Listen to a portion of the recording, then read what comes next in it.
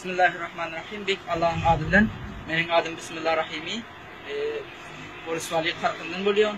Kariye Xantepe'den. Gördü Mazar Şerif'te Leyse-i Bakhtar'da sınıfı yazan okuyorum. Yüpek Velayet-i Cevizcan'dan Yüpek Yolu Çaharım Mazar Şerif'te zindagi etiyorum. Bir özüm teyyara kurşaptım ki teyyaranam sizlere marifi etsem. Mana bu remote bunda bilir teyyaranı özümüz kontrol edebiliriz. Her tarafa kadar desek kontrolünü görkez biliyoruz bunda. Son bunda bu teyyaranın adını Kudkupter diye. Kudkupter yani 4 sanak bağlı var. Mana bu bir var, ikinci, üçüncü, dördüncü. Mana bunda remote'un kontrolüsü var. Bunda bilir remote'un kontrolünü şundan metahten verilir. Bulan sucuk ki bizde her vaktiki uçur çarayını çekilir, suçun çarayını biliriz. Bulan batarya bataride charger özünlemedi biliyor. Gelin ki görülün nahil uçağını biz elimizde dinle oturun.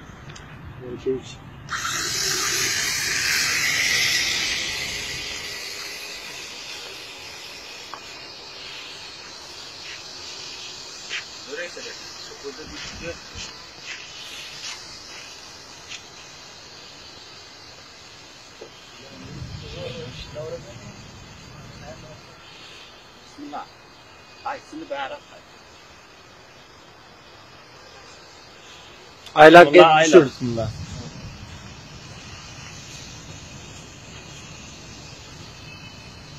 Maaş kısmette geldiğine düşürme. Ayla bismillah.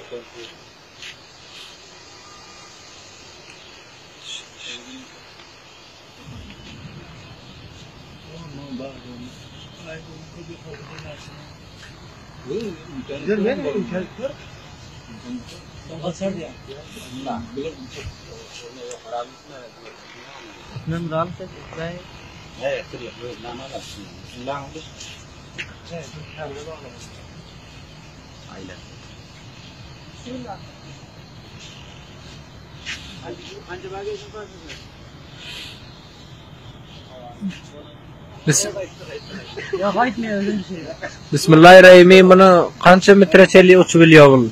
Yukarı Battal gidişine 1 kilometre değil metreler. Yukarı gidişine halini tanıdık görmüyor. 300 metre 400 metre bağda bekliyor yani. Bu remote kança metreçeli kontrol edebiliyor? 1 kilometre kontrol edebiliyor. Andi gelip düşürsen ne olur?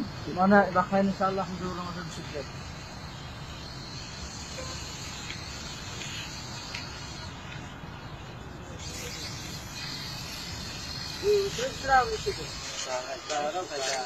Yani bu şakada da şimdi daireyle koy daire.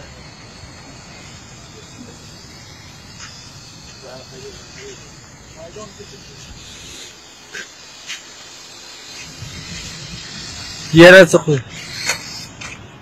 Ya uçaktayım. Dinlediğiniz için çok teşekkür. Bana gördüğünüz gibi nahil yok. Gidebiliyor. Ben de sizinle çok teşekkür ederim.